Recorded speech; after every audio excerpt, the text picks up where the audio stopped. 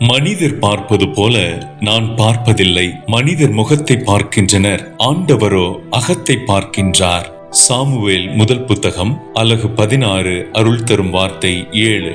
மனிதர்களாம் எங்களை நகல் எடுத்தது போல ஒரே மாதிரியாக இல்லாமல் தனித்துவத்தோடு படைத்து நலன்களால் வாழ வைப்பவரே எங்கள் விண்ணக தந்தையே, உம் பேராற்றலை உணரும் இந்த கணத்திற்காக நன்றியப்பா. மாறாத உம் தாய் அன்பிற்கும் நன்றி. தெய்வீக கருணையால் எம்மை தாங்குபவரே, இன்று இளம் வயதிலேயே தலைமுடிகளை இழந்து வெளுக்கை தலை ஏற்பட்டதால் பலவித அசௌரியங்களை சந்தித்துக் கொண்டிருக்கும் இளைய சமுதாயத்திற்காக உமது ஆசீர் கேட்டு நிற்கிறோம். அன்பு ஆண்டவரே, கண்ணுக்கு லட்சணமான ஆண்களாக பெண்களாக இருக்க வேண்டும் என்பதற்காகவே இன்றைய மனிதர்கள் ஆயிரக்கணக்கான பணம் செலவழிப்பதை நீர் நன்கு அறிவீர். புறத்தோற்றம் என்பது அவ்வளவு முக்கியமாக பார்க்கப்படும் இச்சூழலில் எங்கள் அன்பின் தந்தையே, பரம்பரை உடல் குறைபாடுகளினாலோ மாறுபட்ட உணவு பழக்கங்களினாலோ தண்ணீர் மாற்றத்தினாலோ நாள்பட்ட தோய் நோய்களினாலோ குறைந்த வயதிலேயே தலை வழுக்கை ஏற்பட்டு விடுவதால் இக்கால இளைஞர்கள் தாழ்வு மனப்பான்மை, திருமணம் கைகூடாமை,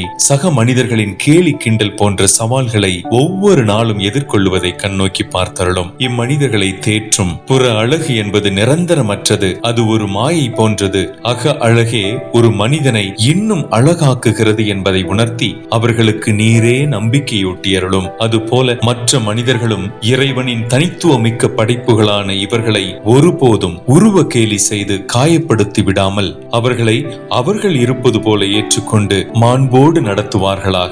இம்மன்றாட்டுக்களை எல்லாம் இருதய ஆண்டவராம் இயேசு கிறிஸ்து வழியாக எழுப்புகிறோம். ஜெபம் கேளும் அன்பின் பிதாவே, ஆமேன்.